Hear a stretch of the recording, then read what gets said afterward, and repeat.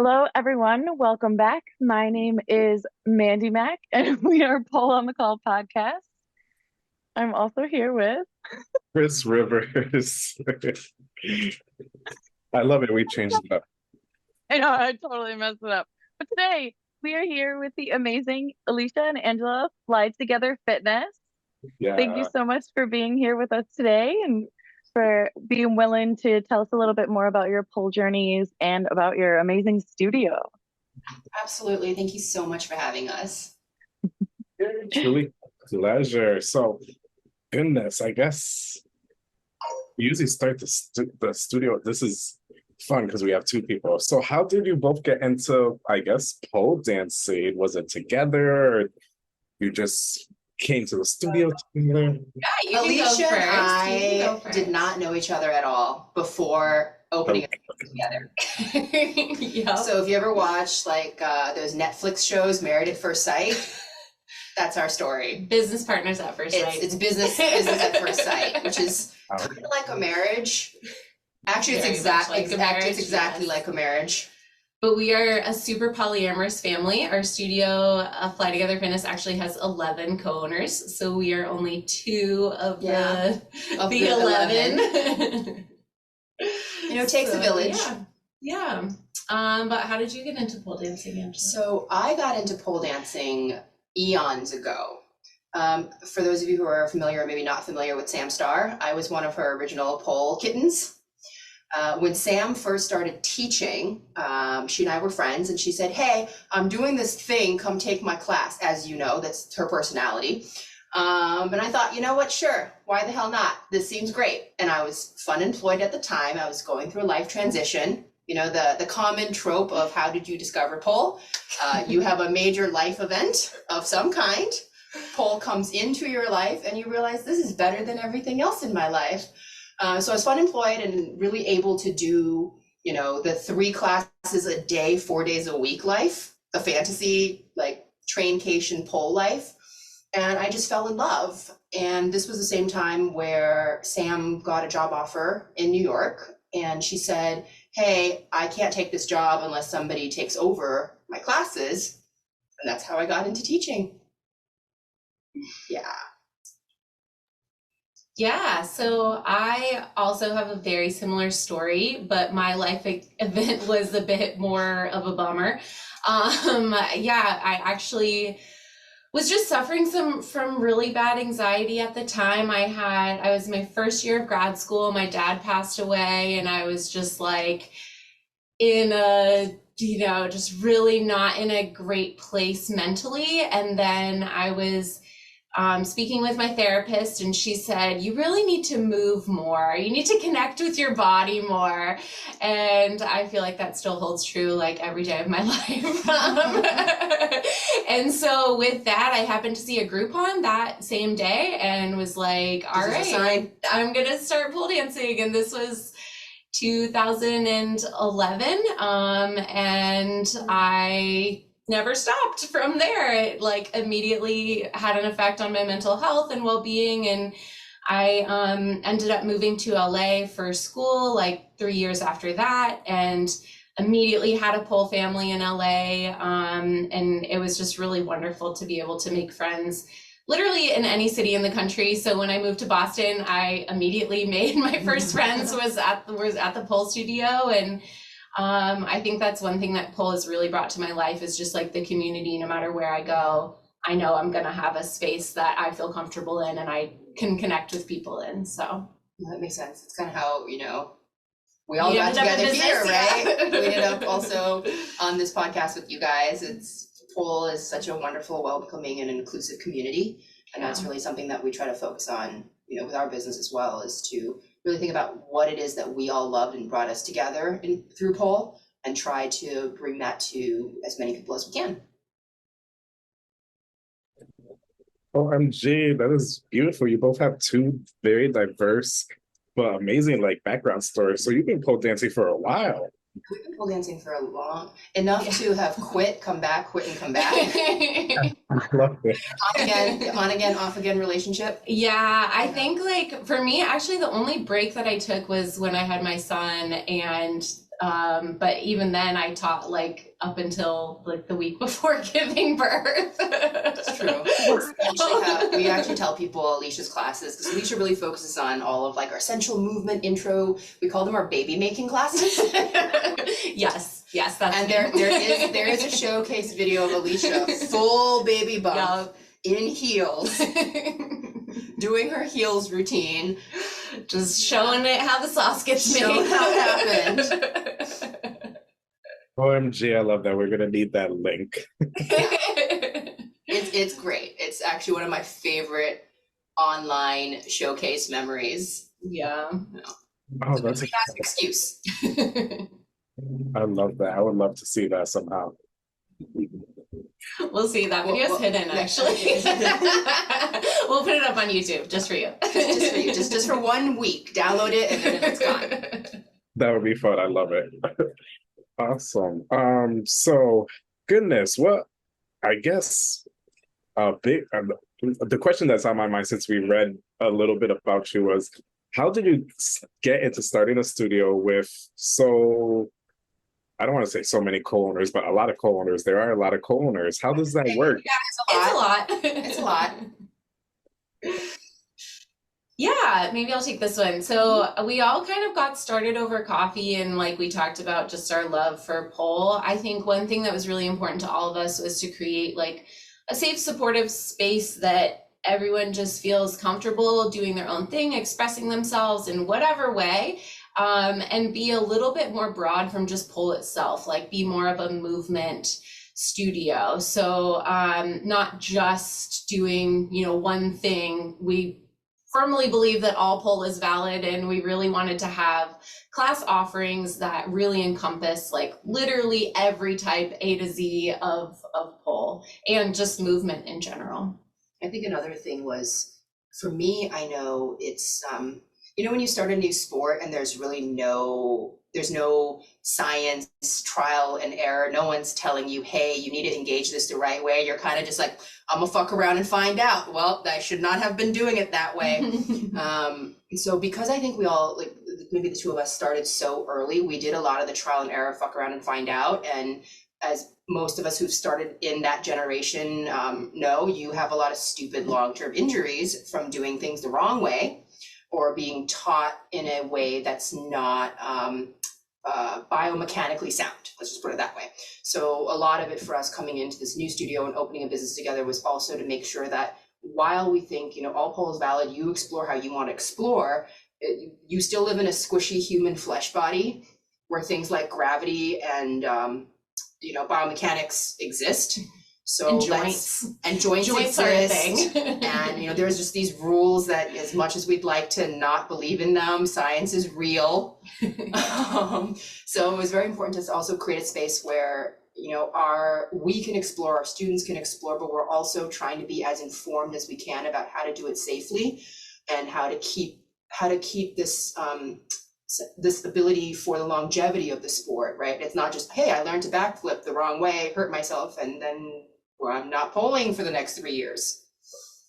Yeah, and I think so for instance, if you look at the ages, not to call anyone out, of our owners, we have owners that range in age from 27 to 57. So I think that is a really key part of our philosophy, is that we are in it for the long game, and the two of us have been polling for a very long time and know that you really have to take it easy sometimes. You have to understand how movements work and kind of play within a supportive environment. And so we actually developed a milestone curriculum to help guide students through sort of a progressions, so that in intro to pole, you have a basis of 7 moves. And when you get 5 of the 7, then we encourage you to move on to level 1. And once you get 5 of the 7 on both sides, level 2. Yeah, on both sides. Yeah, on both sides is key. Very key. Not the way we learned. Exactly. And so I think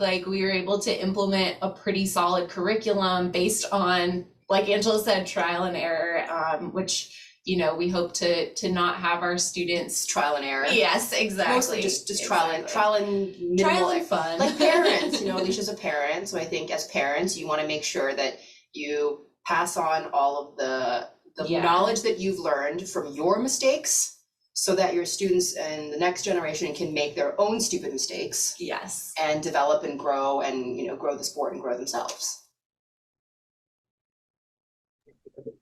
I I love, love it. thank you so much for sharing that. I love how you saw the need in the pole community that we saw the need that we need to teach people how to use their bodies correctly. And you took your injuries and mistakes that I definitely understand about from my stripper days way back when. And you built a studio with 10 to 11 different people. I find that fascinating. Like, kudos to you. That's so amazing.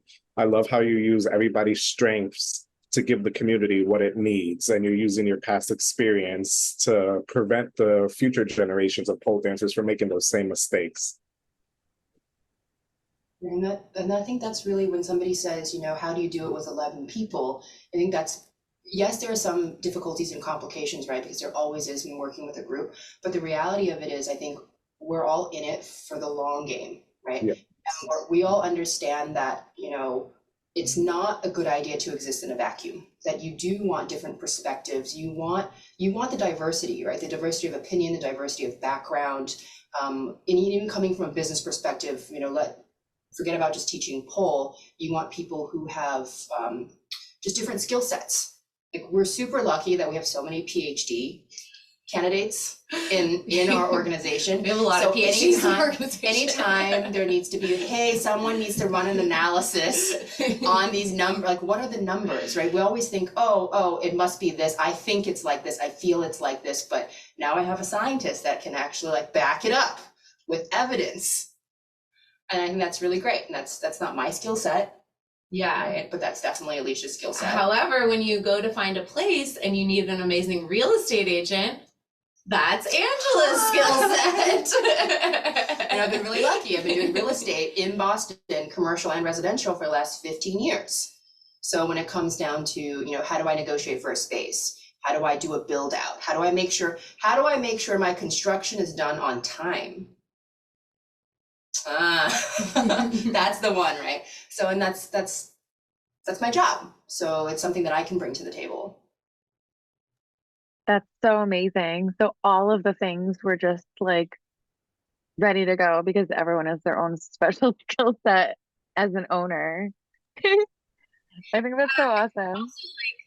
The ability to be emotionally open about your goals and your motivations is really important as well. Like, I've never worked in an organization like the one we've built where just I think it helps that we have our business meetings at like 7 p.m. on Sundays and we're in our pajamas and also like doing business. And so I think just being really, really open about what's going on in your life, what your bandwidth is like, what you can bring to the table, what you need help with. I think just really bearing your souls to 11 other people, like the pole community kind of lends itself to that type of mentality. And I think we just harnessed it in a kind of unique way. We got real lucky. Yeah, for sure. Some of it is, you know, I want to say we worked really hard, yes, but we got so lucky. Yeah. With we got very lucky with our polycule. Exactly.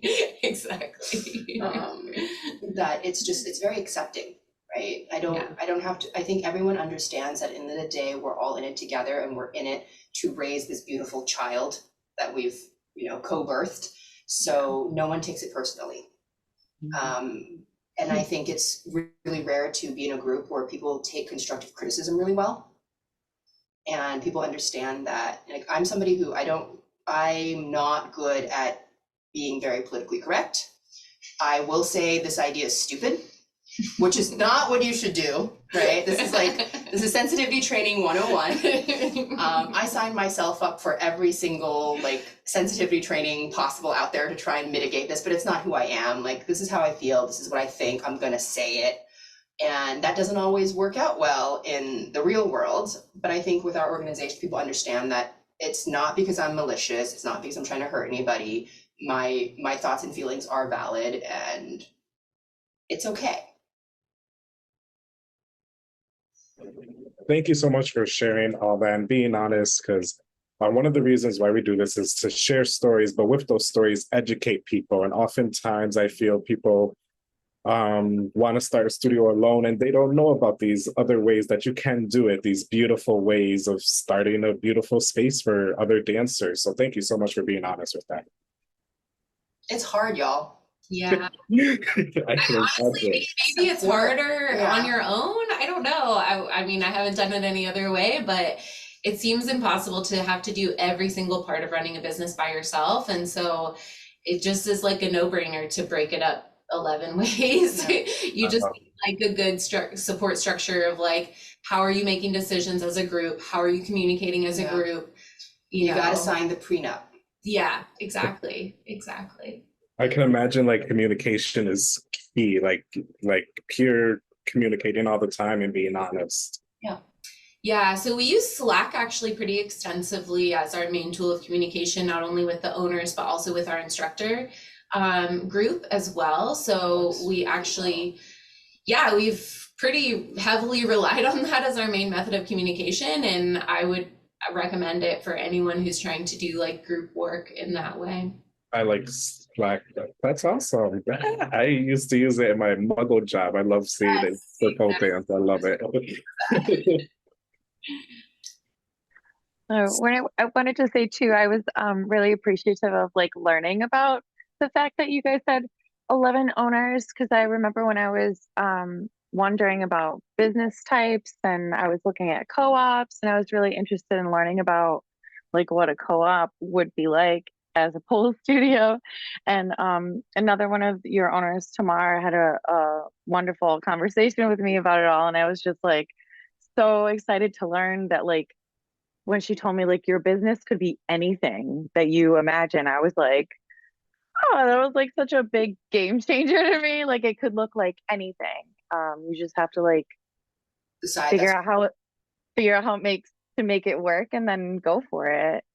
Yeah, I mean, I really don't think there is a limit on the number of owner. I feel like 11, we're like kind of capping out a little bit probably, but you know, I think pole studios with like 3 or 4 owners feels I think it's a awesome. really great I mean, idea. I think that sounds awesome. as long as, I think as long as everyone has skin in the game and Yeah. everyone respects each other and you truly believe that the other person has the best interest of the business in mind, that's all you need, right?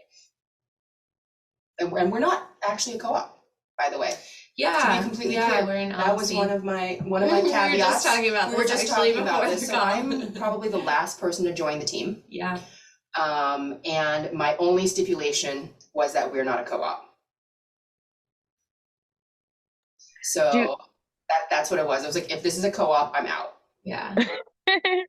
So what's the difference then between a co-op and then what you have happening?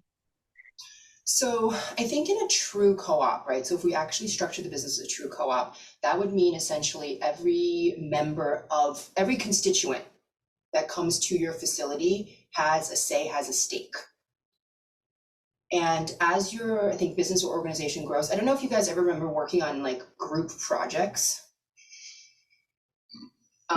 And I want you to envision now, instead of working with the 5 people that your professor or teacher has assigned you, you are now working with 100 of them. And everybody has an opinion and everybody has a say. And then now I want you to try and get something done. So, Mandy and Chris, are we going to sign this lease at this facility? Here's like all the pro cons. Or are we going to wait until we've had 6 meetings and heard from everybody and, oh, by the way, so sorry, like that building has now been sold and it's 6 months down the line. It's a little bit of an exaggeration, but that tends to be how things run, right? I think the more bureaucracy you tie yourself up with in the effort to try and be fair, the more you slow down your ability to pivot and make really good decisions as a business. And my entire background is in business development. That's what I do. So it's not for me. Yeah, and I think would that- die. I would dig myself a hole, lay in it, and just quit. Like if that's what I had to deal with. So to provide like a complete opposite perspective, I was definitely really active in the world of nonprofits before this, and I wasn't really thinking of it My as nonprofit like work is what made me not want to do co-ops.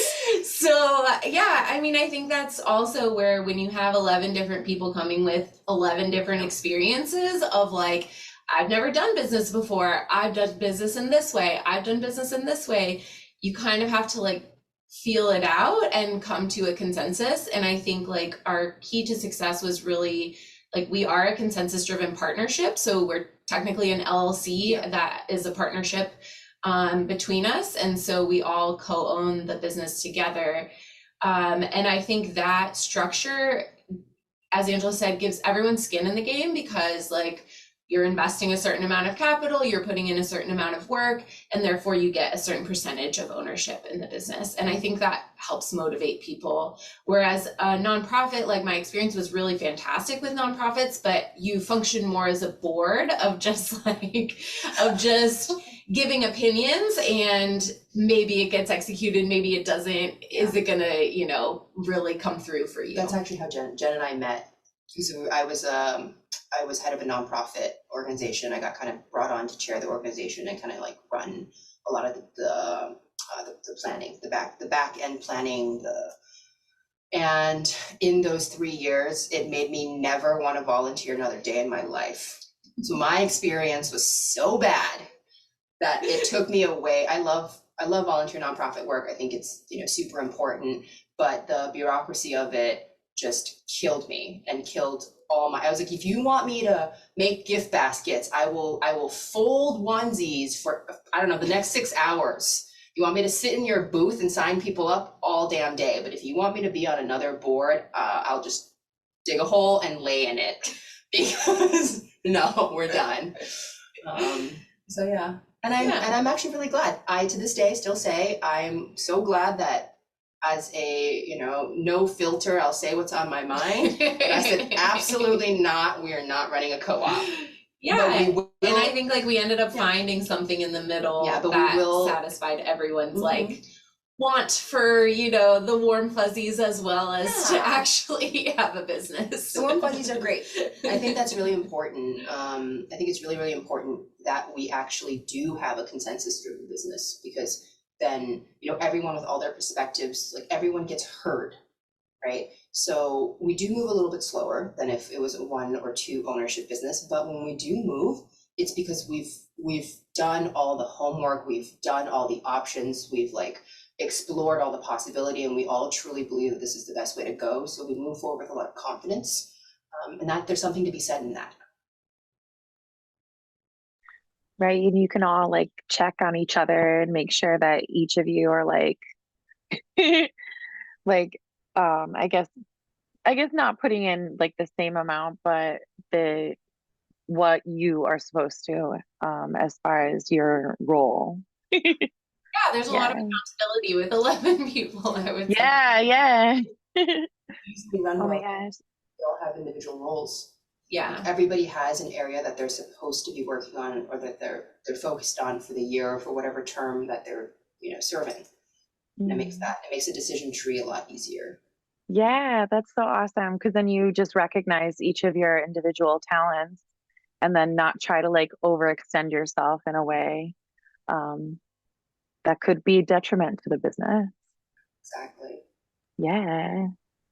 And now you're expanding. Sorry. I was about to say. Yes. Thank you so much for that artful segue. We are so excited to expand our business. So, when did the original studio open, and what's happening with this expansion? Yeah. So we opened in December 2019.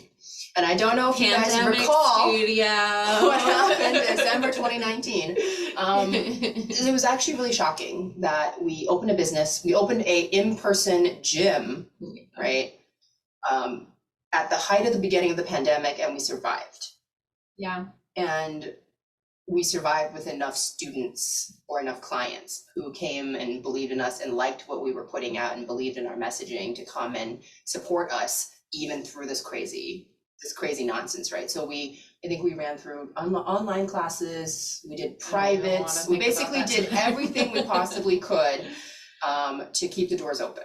Yeah, And it was for sure a struggle bus time, but I think like it was really successful because like we did have so many owners Yeah. that were teaching and doing the business aspect at the same time. And so I think that was what made it kind of survive through that we period. didn't really have to Yeah, take out loans or yeah. dig into. Pay We just didn't pay ourselves, you know, Yeah, like you do pretty when you much. own your own business. What will you be working for today? The satisfaction of not shutting my business down. That is what I'm working for pretty today. much. That was the first year at least. And that worked out really well, so well It that did. we're on location number 2. Yeah. So we're yeah. going from our kind of proof of concept, right? 900 boutique to 900 square foot studio to about 4,000 square feet of space. Yeah. Yeah, we're building a We took compound. on a big one. We really wanted to do something a little bit different. You know, I think we look at a lot of businesses and we think, you know, like if I was trying to develop this from just a pure business standpoint, right? You open up your whatever fitness business you have, you do a proof of concept, you generate enough revenue, you cookie cutter it into another thing, right? So it's 900 square feet and I go, this works. I'm going to plop it over here, 900 square feet, this works. And you really hope that it's successful enough that a larger corporation buys you out and then you're done and you move on, you do your next thing, right? That's the structure of it. But because I think for us, it wasn't so much like business or financial driven, because we all have full-time jobs doing other things and it was a passion project. We really wanted to do something different. We didn't want to be like a Pure Barre or a Title Boxing, right? What we really wanted to do, and it's like we're Cambridge adjacent, so I tend to tell people, look, we're like a movement incubator. Like that's what we want to build. We want to build a compound that gives you enough tools and access to areas that you might want to help you develop your own process, to help you develop your own movement skill, whatever that is, right? Maybe you come in and you decide, hey, I don't really want to do pole. I actually just really love the central floor work side of things. And then here's some tools for you and here's a direction that you can go in. Like, thank you for coming to our incubator. Now go forth and prosper, you know? So it's different. It's a different concept and we're really hoping it works out. I love that. You said 4,000 square feet. That is so much room to work with. So exciting. Yeah, we're really excited to have multiple studios in one space so that we can have simultaneous classes and the opportunity for students to stay, you know, at our current studio. They can stay for however many classes you want, but you get what's there on the day. Whereas if you can mix and match in different spaces, I think you just get so much more for your money whenever you come to a space that has the movement styles that you like. So we're really expanding. So like Angela said, we're looking into different movement types. So what we really found to be successful at our Somerville studio, and like I mentioned, our Milestone program, the idea of like leveled classes. People in Somerville, frankly, are quite young and wonderful, and they have so much energy to put forth for like learning all the tricks and doing all the fantastic gymnastics style movement. We think that Watertown is going to be a little bit of a different crowd. I think some of like the older polars. With the joints that maybe don't work so good. Exactly. And maybe can't do 3 classes back to back. The moms, the dads, the grandmas. I think I'm hoping for more grandmas, to be honest. And so we really, I completely agree. I think the best parties I've ever taught have been like 60-year-old ladies. Yes, for sure. Yeah. And I think just providing a space for people of any walk of life to be able to move their bodies in a comfortable way that feels empowering to them is like our end game for Watertown. And to be able to provide that physical space, but then also the quality of instruction. You know, we have really rigorous teacher training programs that are supporting our instructors through not only a teacher training certificate, but also through observations. We do a teaching observation program where they observe current instructors, and then they get observations on their classes. And really everyone learns from each other. And so I think that is pretty key to creating a solid space where people feel that they can learn from everyone. Everyone has this growth mindset. That's exciting. Congratulations. I can't wait to see what happens in the future for y'all. Come on down, visit us. So I can't Guest teach.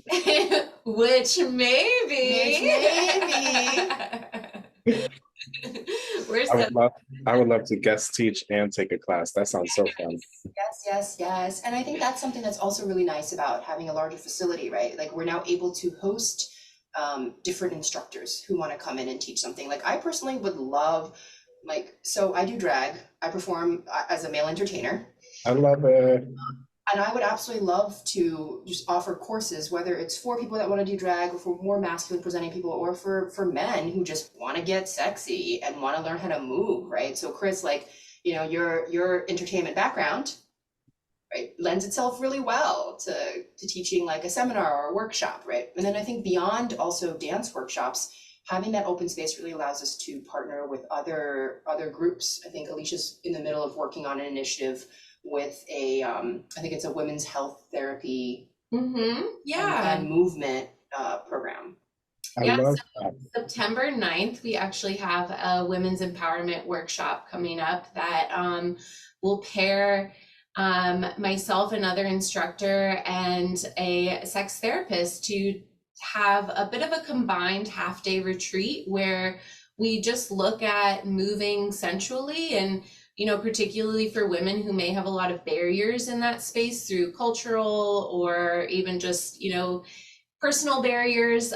So they'll be able to move their bodies, reflect on it through journaling, group discussions, and then go through cycles where you continuously move, journal, reflect. And so through that type of half-day workshop, we really hope to encompass a more emotionally open community that feels comfortable in the space, and really provide not only that physical space, but also that support there for like the mental and emotional side. Because I know that's what pole brings that out for pretty much anyone who walks through the doors. I think that's what keeps us going too, is that connection that we have. That is a genius workshop. I love that. Yeah, we're really excited to offer it. Hopefully it goes well and we can do more. Do it again. Yeah.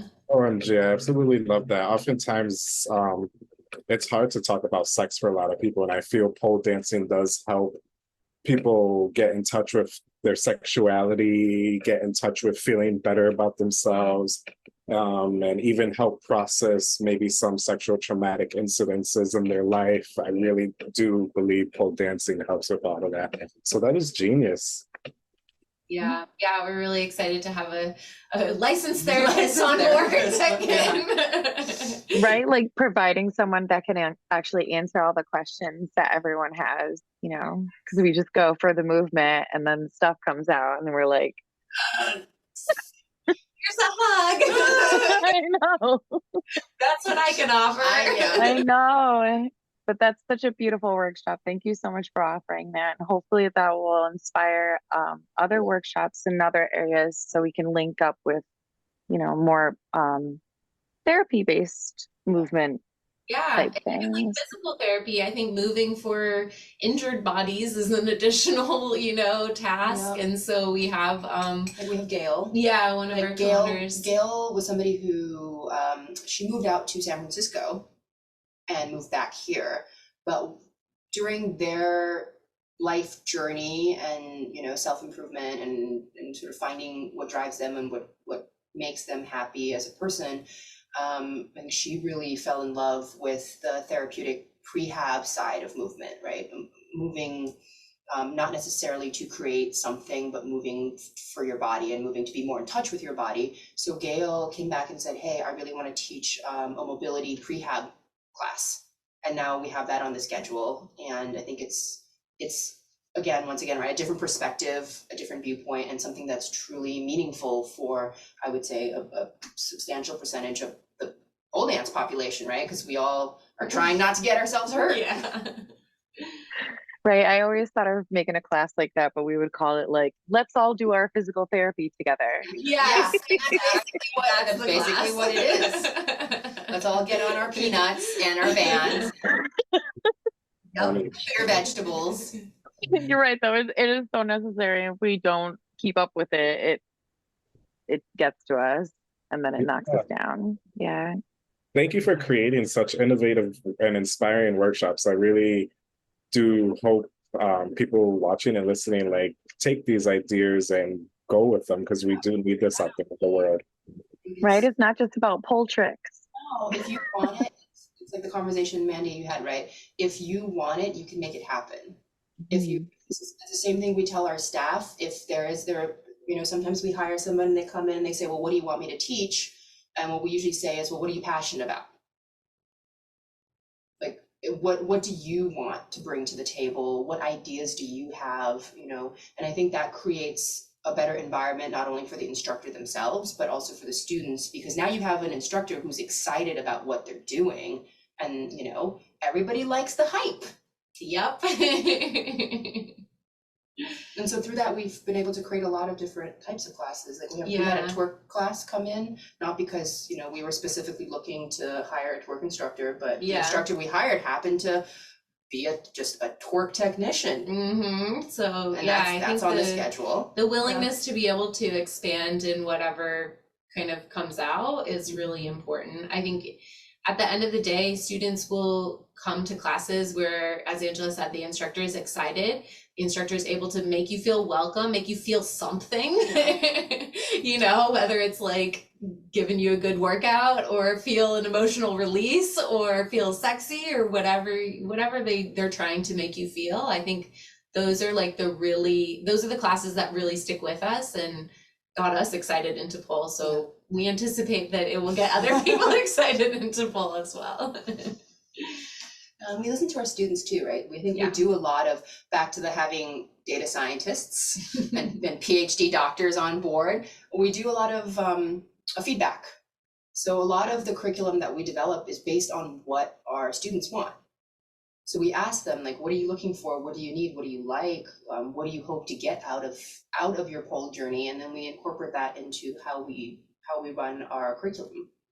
Yeah, and for better or for worse, people vote with their feet. So yeah, we can really just track the data and see where people are showing up and kind of continue to ride those trains. I love it. Thank you for mentioning those tools. Do you have any other sort of tools for like getting students maybe interested about new and exciting things you have to offer? I think we were thinking about this the other day. Yeah. For me, what I noticed is the best way that I've gotten students interested is actually through other students. Yes. Word of mouth. It's the 100%. Word of mouth. And I'm not sure exactly what the secret sauce is, but I don't know what the secret sauce is. Angela's classes are a cult, let me tell you. Her students, I subbed for her class the other day and they just have this vibe, this bond, and they suck people in, and they're like, you must stay for conditioning, you must stay for flexibility. So what happens is there's I don't know what it is. If I could bottle it, I would. If I could share all this, I would. But my students do such a phenomenal job of getting other students into the class. Yeah. So if I'm teaching a back-to-back class, or when I used to teach 3 back-to-back classes, half of my class would just stay for the full 3 hours.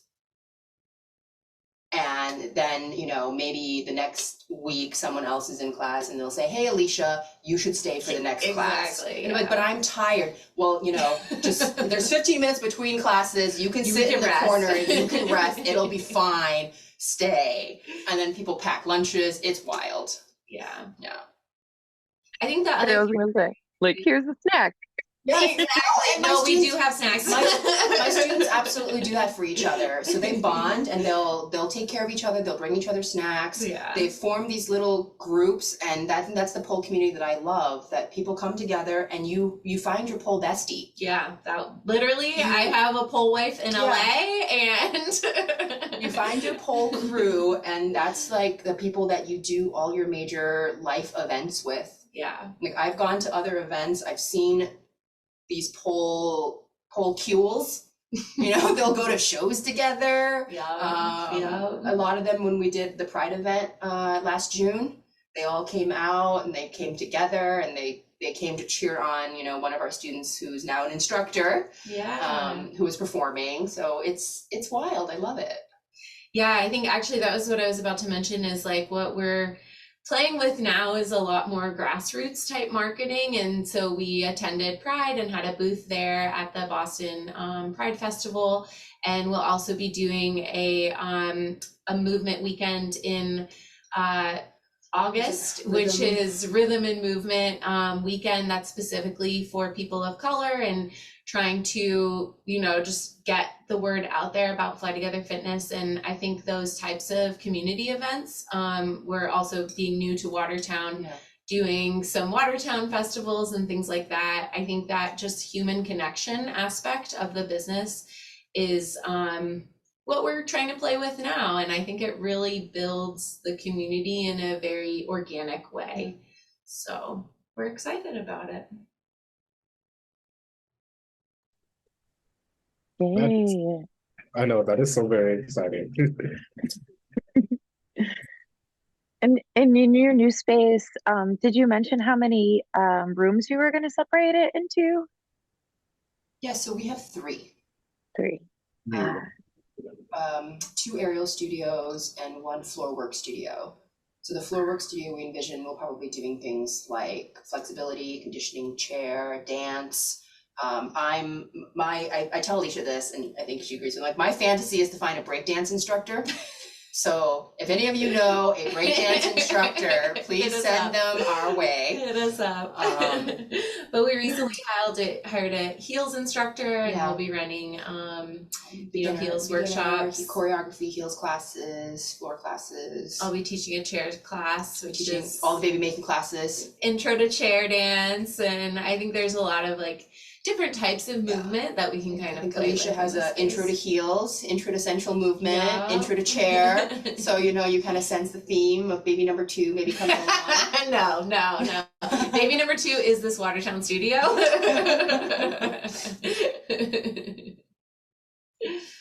I love it.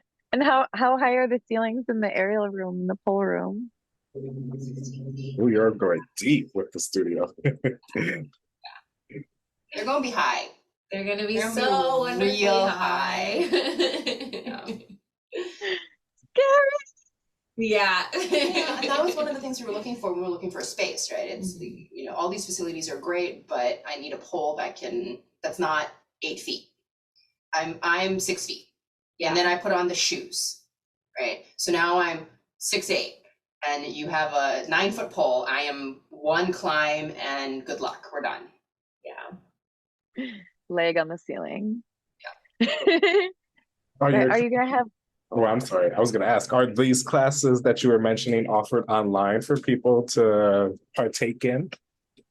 Great question, but no. But not at this time. We'll put it in the suggestion box. That's too funny. I think when we tried online classes during the pandemic, it was so tricky because, and I'm sure other people had this experience as well, where you not only are competing with people in your area, but you're competing with the entire pole world as a business model. Yeah. And we really felt that our secret sauce is to have this in-person human connection of just, you know, you're in the same room, you're dancing to the same music. There's just something really special about that that's very difficult to replicate online. But you Who know, knows? I think maybe we could. I think a lot of it was the individual attention. Like, Yeah. we really focus on making sure that our students get individual attention. Like we have a 4,000 square foot space, and we have, you know, 2 separate pole studios, but we're very limited in the amount of poles that we have. right? I think we have 7. Yeah. So we have 7 room. poles per studio. We could probably fit like 15 to 20, to be honest. But we were very intentional in choosing a smaller amount of spots, because we want to make sure that, you know, if you come to a class as an instructor, I can pay attention to you, right? That you are, and that was the thing that I had a hard time with when I was teaching online classes, was I could demo the thing or I could stare at the screen. And it's very, very difficult to go through a class where, unless your students all know what's going on, to be able to really focus and watch each individual person. For some of my students, when I was teaching online classes, you know, if we're doing a move and their camera isn't set up quite right, and I only see the top half or lower half of their body, there wasn't much that I felt like I could do for them. And if that's not what their room was conducive to, you know, orchestrate, that was what we got, right? And I felt like it was very unsatisfying for me. I didn't feel like I was really affecting a lot of change or giving my student the best attention I could give them. And I'm sure they weren't getting, you know, the full quality of what they could have been getting if they were seeing me in person. But one shout out to potential online classes is that Women's Empowerment Workshop we are co-hosting with the therapist, Michelle Waldron. She is actually really interested in moving that online at some point. Yeah. So I think that could be a potential kind of future thing. And we also offered a performance course that was entirely online. And that worked well. For multiple sessions. I think it depends on what we're teaching. Yeah. That's the thing. That's awesome. I can't wait to learn more about the online offerings. And do you plan on having any showcases too? Yes, we do. We have an annual showcase, generally around Halloween time. We did it virtually for the first 2 years. We did 3 online. 3 years. And then Did one in person. moved in person. Yeah. So we were very excited. We did one of our showcases with you. Do you remember that? I do Of course I remember. do. Hi, I was your MC. I think this made an appearance. Did the panda and probably panda made made You don't an recognize the appearance. panda or the mannequin? Yes, I watched. I thought I remembered you because that's roughly when I started with Poe and the Wall, and that was one of the first showcases I watched. So I knew your face looked familiar, Angela. That was so much fun. Yeah. Yeah, that was the first. I think that was also that was the first time we did an online showcase, and you opened our eyes to that possibility. So thank you for that. And like we Yeah. really love, like as a business and, you know, as individuals, if you can't tell, we really love collaboration. Yeah. I really truly believe that, you know, I'm really against the scarcity mentality that I think comes around a lot, right? It's like there's enough room for all of us. We can all Yes. grow together. We don't have to push anybody else down in order for us to succeed. Like, this is not about, you know, undercutting your competition. Like, we're not in competition. Like, we're a family. We grow together. You know, if the damn if there could be 4 yoga studios on, you know, every block, there could be 4 Starbuckses. Like, why can't it be us?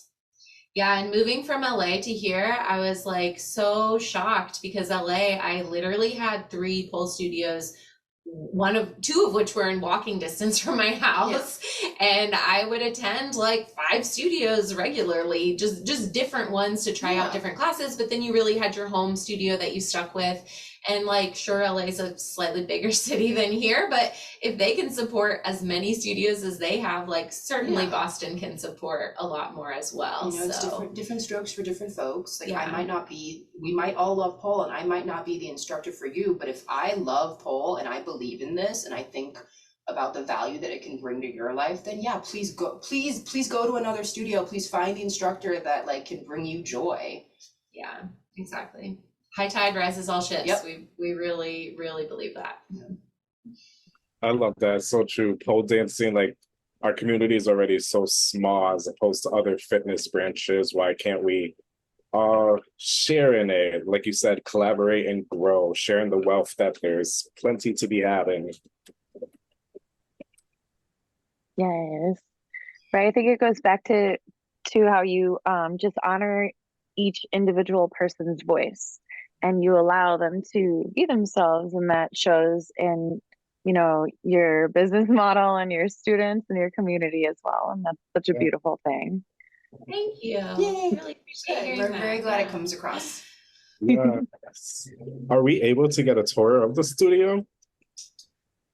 So not- Currently being built out. we've got walls and doors. We would We're s- absolutely love to film a big reveal video for you Or just in have you come approximately down. 2 months.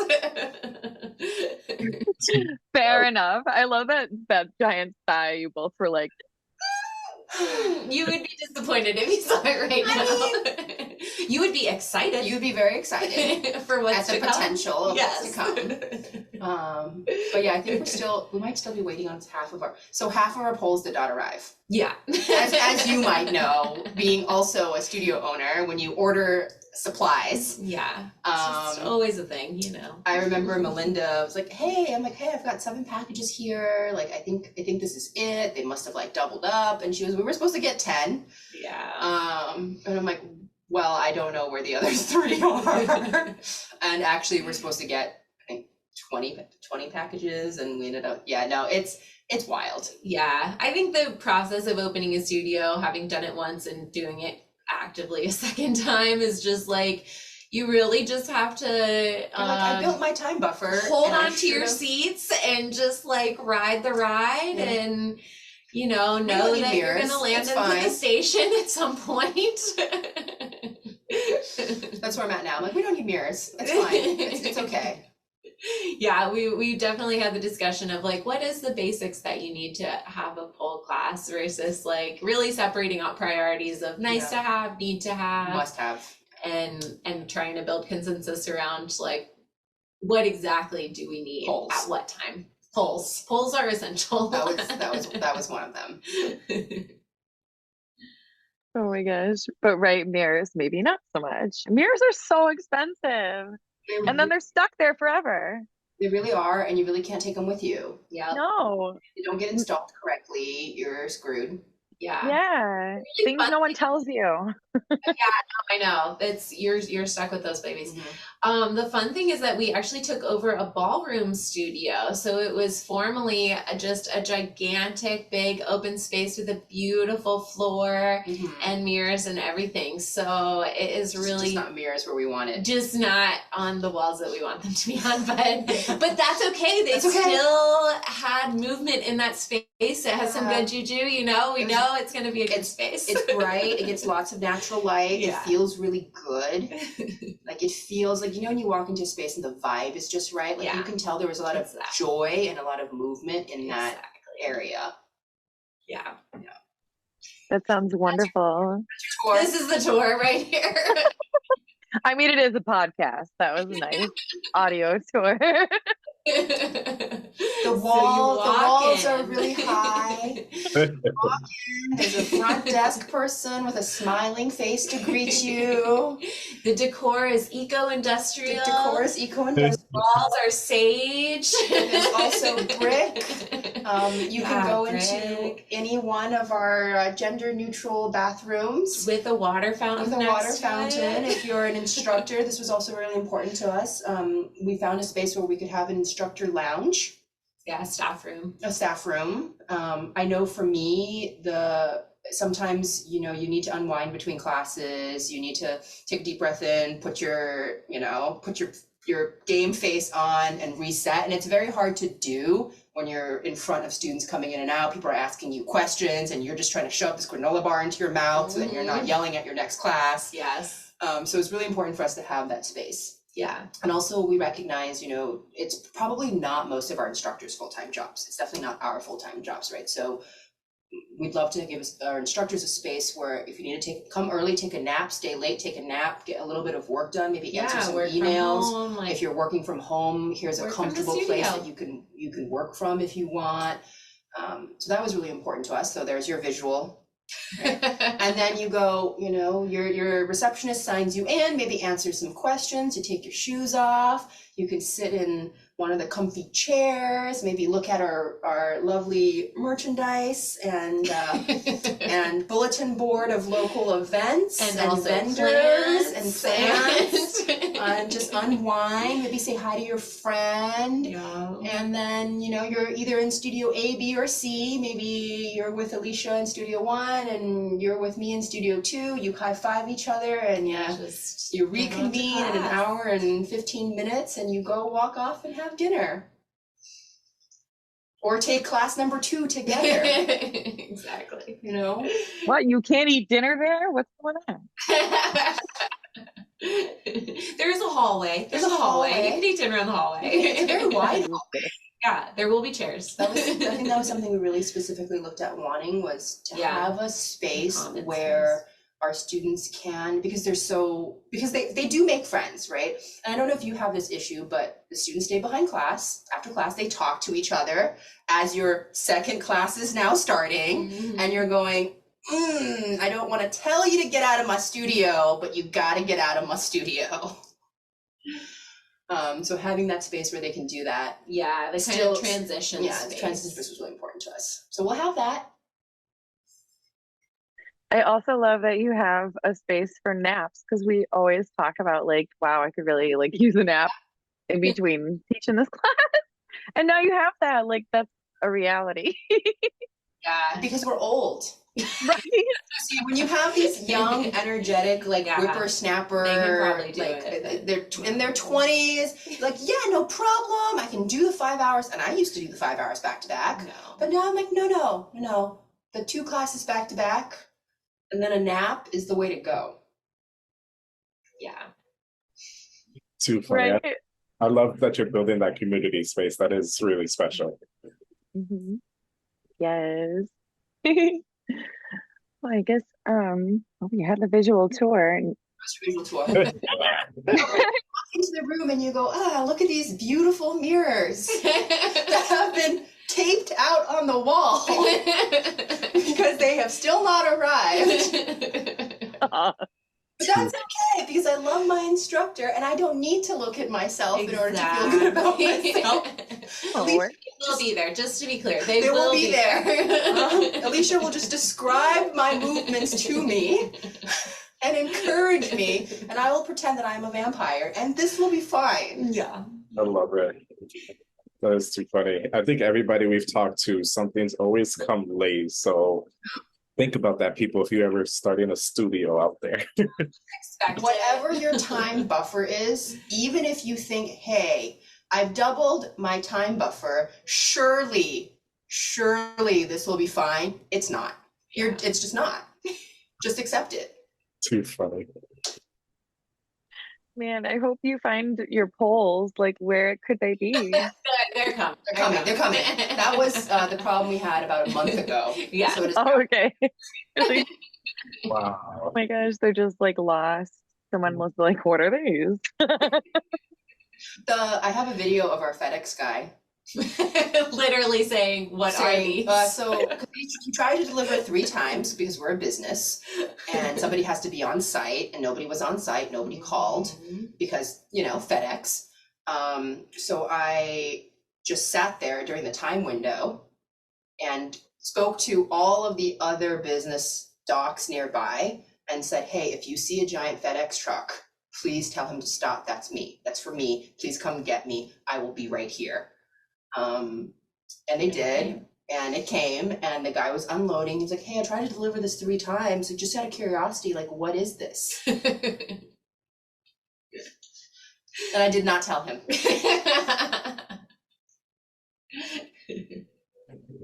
It's fencing. So No, actually, Actually- we do have a fencing academy right next door to us That is awesome. in our new space. So we could have been. they're very friendly. Cool. When I was waiting for our delivery, I borrowed folding chairs from the fencing academy so I Yeah. could sit and wait. Oh my gosh. It is like that though. You're like, are they here? They're like, you're like, they'll be so big. I'm not gonna miss it, but then you do miss it somehow. The 3 minutes you took to pee, Yeah, the 4-hour window that you were there, that is when they showed up and left. of course. Oh my gosh. Yeah. Giant packages. Well, besides pole classes, and the things that you offer for your pole community, do you offer anything outside of your community for like your town, your cities, where your studios are? Means Um, So actually, we we're part, so just joined the Watertown Business part of the- yeah. Coalition. We're part of the ah, Business Coalition. So I think they do quite a lot of networking events. I think the fitness space that was there before us was also part of the coalition. Yeah, they were on the and board they as and, well. They and so- Alicia had, quite a lot of conversations about what to expect in the space, and I'm actually really excited about it. I live in Watertown, so this is a very Yeah. convenient thing for A me. good But way also, to I really network. like the community. Watertown actually feels like a very, very good, considerate, inclusive community, which is very in line with what we want to do.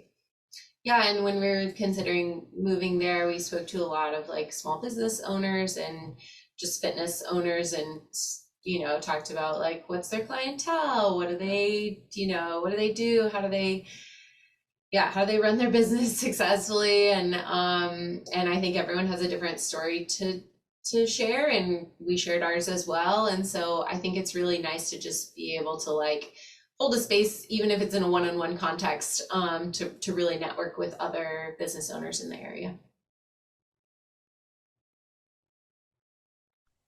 yeah, I'm starting to ask that because there was another studio owner who had mentioned that she was really active in like I guess the governmental parts of her city, and I was like, wow, that's something I never really thought about, but maybe it might be important as whole studio owners. Yeah. So I just wondered, since you do so many other things. Let's add one more to the Sure, list. why Why I could use a fourth job. That's cool. We're all about yes anding everything. Yes, and that is beyond my scope of responsibility. OMG, your schedules must be unbelievable. It is. Yes. Yeah, I think I work like 9 a.m. to 10 p.m. Wow, that's incredible. OMG, I always have to ask. This is one of my favorite questions. What are your favorite pole tricks or your pole nemesis? So, fun for it. fact, that is the question that I ask my class before we start. We go around, everybody introduces themselves, and they tell me what their pole nemesis trick is, and that is what we work on. This is why I don't take Angela's class.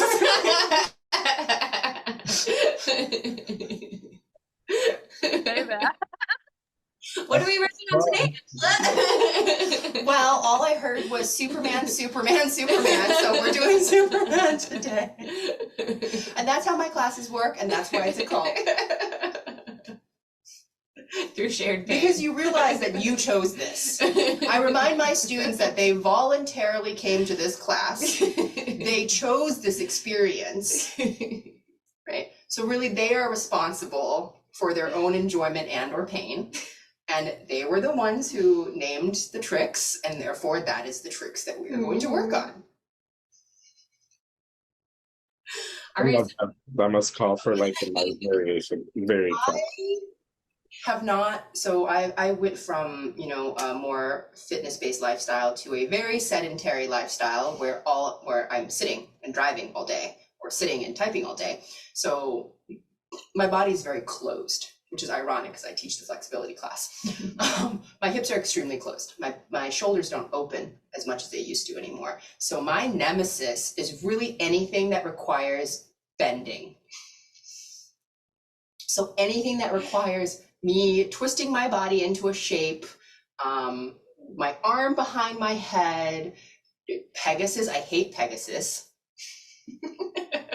But my philosophy is always, I like to work on my nemesis moves. So I used to hate, so I got a handspring on both sides before I got my Superman, because I hated Superman that much. I remember training it and going, well, this is stupid. Nobody needs this move. This is not an important move. This is not a fundamental move. Nobody needs Superman. It is super not great. I'm done with it. And then Meanwhile, I love Superman. And then I realized, oh, idiot, Superman is a fantastic transition move because it's not just about the Superman, it's about the hip hold, it's about, you can do so much. So now I teach a full class workshop on Superman, and you can get into it like 8 different ways. It's okay if you're not bendy, it's okay if you can't twist, it's okay if you don't want to lay back. And so that's what I like. I like taking my nemesis and working on it. So I think now that I've said Pegasus, I might have to start working on it. Yeah, pretty much. Um, This is what it means in your next class. I was like, there's no way I'm going to reach my foot. How is this even going to happen? That's how I know when I'm dreaming too. When you have a very lucid dream, and I'm almost always doing pole or teaching a pole class. And Really? I literally I say these words, and if you're very, very back bendy, what you can do is reach behind you and grab your foot and work on that extension so you can really open your hip and whatever move you're envisioning this. And maybe it's a cocoon or an eagle. And I know I can't do this. So I'm explaining to the class that I'm dream teaching that I can't do this move because I don't have the ability, but some of you are really flexible. You want to grab your foot and extend. And lo and behold, my foot is in my hand and I have extended. And as I'm in this cocoon or eagle or anything back bendy, I go, I'm dreaming. This is a dream. Damn it. And that's how I know. So in dreams, you're training your body for real life, though. So your body is preparing yourself. You will be ready for that eagle. I love that perspective, except for nightmares, and that kind of just doesn't. Right. Nightmare. I just I'm going to reach for my foot and I'm dreaming. This is great. Funny. Oh my God. Yourself, Felicia, what's your favorite pole trick or pole nemesis? I am not a trickster anymore. I feel like I really had my trickster heyday in probably 2019. Me too. And I feel like I was body rolls. Yeah, no, but literally I was actually going to answer this question as body rolls. This is my favorite trick because I love a good body roll and then reverse it back up, anything that's just sort of fluidity and movement in that way is really my jam now. And shoulder roll, that's my jam. I'm happy to keep on this train for however long my body feels like it's good, and maybe I'll get back to tricks, but maybe I won't. Probably not. And yeah, that's okay too. Okay, those body rolls are tricking themselves. I love it. Exactly. Yes. Right. And I love that you acknowledge that body rolls are a trick too, just because I just think It takes it skill. has to be something. Yeah. Yes. I remember when I was learning a body roll, I didn't know what the heck was going on. And then reversing it. The crappy one. The worm. I really love doing the worm, which is just a body roll. But on the floor. But on the floor, yeah. Oh my gosh. Oh, we did not ask if you have a specific hand and body grip that you prefer to use on the pole. I'm a sweater. I can take this one. I love tight grip. It is my all-time love. I started using it a really long time ago and they didn't sell it, so I had to buy it from the tight grip people. And when I called the guy that literally manufactured it, he was like, it's so good. We say it's just for hands, but you can put it anywhere on your body. And he was going on about how golfers use it and all these different athletes use it. And I was like, oh, I'm a pole dancer. And he was like, I haven't gotten that one before. Lo and behold, 5 years later, tight grip is all over pole dancing. So yeah, I love tight grip because it's an antiperspirant and a grip. Yeah, it has aluminum chloride in it. So if you're allergic to aluminum, then do not use that. But if you can handle it in your deodorant, you can handle it on apparently any other part of your body. I don't That's awesome. I never heard of tight grip. Dry hands, no, oh, you don't like dry back hands. in the day when I was heavy focused on tricks, which I'm not anymore. I don't know if you guys remember firm grip in the tube. Do you remember firm grip in the tube? No. Okay, so that was my jam. Okay, and that tube would last me like 6 years. I still might have a tube. But the thing is, they stopped making firm grip in the tube about 7 years ago, 8 years ago, I don't know, but you can't find that anymore. And now it's firm grip spray. And I don't like firm grip spray. Oh my goodness, it's crazy. The spray is crazy. I do not like the spray. I'm not friends with the spray either. So I refuse to use grip. Yeah, I don't have that. I just refuse. I have been in situations where I'm upside down in an Aisha, just slow sliding as I'm talking to my class and going through them. I'm like, if you use grip, this will be fine. I'm not using grip. We're gonna just finish this conversation, make sure your angles are correct, and if you slowly hit the floor, that's okay. Just put your legs back on the pole and we're gonna come out of it. Here's how to exit safely. Yeah. And I talk about a lot of it. I think I talk about is if for me, I think when I over rely on grip, I don't really learn the mechanics of how my body should do the movement. And I think if you're over relying on grip and you panic anytime there's any movement or slippage, it doesn't train you to safely enter or exit the move you're in. Right. So I would almost rather somebody not, except for unless you're a heavy sweater, right? But unless you absolutely need the grip for some reason, to not train with grip so that you can train proper body mechanics and that you can train proper engagement so that you're using your body the way it's supposed to be used, not relying on glue to hold yourself to something. So that's my pitch for why I don't use grip and why I have a hard time selling it. Yeah, for me, it took a long time to understand what proportion of slippage was based on like lack of hand strength versus like sweatiness. Yeah. And grip was actually really helpful for me to separate that out and be like, oh, right, you actually do just have to get stronger. I'm not just sweaty, you gotta work on this. And vice versa, yeah. But I mean, we do have a lot of students that are, that's just the way their body yeah, it's just also like if you have greasy skin or something, like everyone's skin makeup is different. Some people need the room warmer and some people need the room colder, and you can't, if you have somebody who, who isn't in the right temperature for the class that they're taking, they might need some assistance.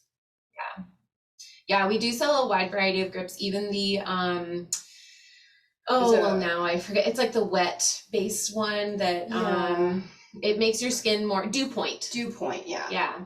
I think that one helps with like giving you moisture. Yeah, we think we have firm grip, tight grip, dry hands, dew point, and then cannot remember this right now, but it's a beeswax based towel. Yeah, the little towels. I'm sure you've seen them at like PoleCon, and she would be so I can't remember her product because I love having my conversation. I saw it, I was like, oh, this is great. I would love to carry it in my studio. I bought out, it was PoleCon, it was in Boston, and I bought out her entire stock, and I cannot remember what it is. But come to the studio and you'll find out. Well, thank you for sharing that. Right though, everyone's skin is different, and I find that mine like changes with the seasons, and now I'm allergic to everything. So yes, yeah, I'm with you though. Like I'll be sliding down at this point. I don't have much grip to use, but I'm hoping it's gonna slide down. This is the shape, everyone. I love it. Well, do you have any what was it? When I think people watch you as an instructor deal with the same issues, like, hey, I also slide. This is just this happens. It's okay. Yeah, it's I real. will fall in my face because my hands got wet. Yes. I don't fall on my face in front of my students. I don't have to fall on my face. I definitely use my face for things to explain. I think I once had to headbutt my student in the butt to because I was spotting and my hands were full. But yeah. Well, do you have any advice to give to anyone who is wanting to start a studio? Find support. Have a support system. Yeah. Get friends, ask for help. And really think about and be realistic. Yeah. I think a lot of people start projects because they think, oh, it's easy, I can do it, it's not a big deal, like how hard can it really be, this is how I want it, and they don't think through each step. And you know, it's not magic, you have to work on it. There are struggles, you're going to suffer, you're going to have to sacrifice. And it's just be honest with yourself. Like, are you willing to sacrifice the things that you need to sacrifice in order to make your business work? How serious are you about it? Thank you for that. Yes, thank you for that. And where do you see yourselves in 10 years or 5 years? I think one time we jokingly answered an interview question of we see world domination in 10 years. That's not our real answer, It's not a but I can see it. I can see it 100%. And down. You know, maybe somewhere nice and tropical, doing a empowerment pole workshop. Yes. You know, maybe something where we can support other people who want to open studios or want to run something a little bit, who want to really think about how to build a business that's community-based, supportive, inclusive, and people who want to kind of forge their own path, right?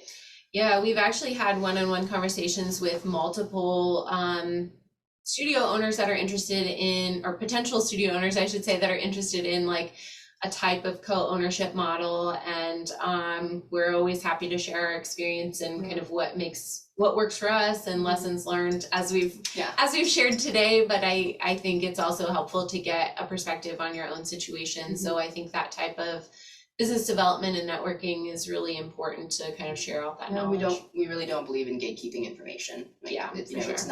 It's not the key, at least for us in our vision, it's not the key to success. It's not the key to growing a community. It is because we very much preach abundance mentality. We do everything we can to make sure that we're, you know, practicing what we preach. Yeah, and I think in 5 to 10 years, if we're able to be as inclusive and open and welcoming to our community as we are today, whether that's like any number of people, I think that'll be a success. So yeah. Goes around, comes around. Yes. Can't wait to see what the future holds for you. Yay! Yes. Yeah, thank you so much for sharing that and for being so inspiring and Amanda, and for being so willing to share that knowledge with others as well. I think it's really important because there's a lot of people who think they're alone when they want to like do something, but and they might be scared to ask, but you know, the more people come forward that are like willing to share. And I love that you said that we don't gatekeep, because I also agree that, you know, we should all educate and help each other when we can. Yes, and we have an episode on gatekeeping. Check it out. You have an episode on gatekeeping? No, literally they do. I thought you mentioned that because I had no idea. I think it was Mandy's idea and some other people we talked about. It was an important topic, and we talked about it. Okay. I'm sorry, just always marketing. Which brings me into, is there anything else that you want to share, promote, market? I think this episode will be premiering like next week or the week after. So anything at all that you want to share and promote for listeners or watchers? We're opening a second location in Watertown. Yes. Please come visit us in Watertown, Massachusetts. We will, if you happen to be local to Boston area, we'll be at RAM Fitness Weekend, and we'll also be running a women's empowerment workshop September 9th, and probably be at doing the Watertown a showcase Arts Fair and the Watertown Arts Festival. Or if you have something that you would like us to support you with or collaborate with, we're always open to that. So that's actually a message I really want to get out. If there's an area that we can collaborate with, any of your viewers, listeners on, like, we're always happy to take pitches. I think the worst case scenario is it's not a good fit at this time and we say no, and we either, maybe can help direct you into the right space for you or the right connections for you, or we do something together and it's dope. Yeah. Like a virtual showcase. Like a virtual showcase together. Or a podcast. I love that. OMG. Thank you so much for sharing that, especially that collab part. That is awesome. Goodness, you have so much coming up. September 9th and then the Watertown. That is truly exciting. Congratulations on everything. Just Thank you. follow our social media. Yeah. We're trying to do better about posting what we're doing. Post out. Yeah. That's all right. We'll make us all the clips to help you out too. That's perfect. Yes. See, it's already happening. Mutual support. Yeah. Yes. And we will have all those links in the comments for anyone who would like to follow them or check them out. Yes. Is there anything else that you want to share or touch upon? Any advice you want to give? Anything? Well, there's one last piece of advice that we want to leave you with, and it's anything that you can do, you can also do in heels. Yes, I love that. And on that Yes! note, Pole on the Call podcast. Thank you so much for listening to or watching this podcast with us. My name is Mandy Mack. And Alex Rivers. And thank you so much, Alicia and Angela of Fly Together Fitness. And we are so happy and excited for your new studio and cannot wait to see it in person. Great to have you come down. Thank Thank you. you. Our pleasure.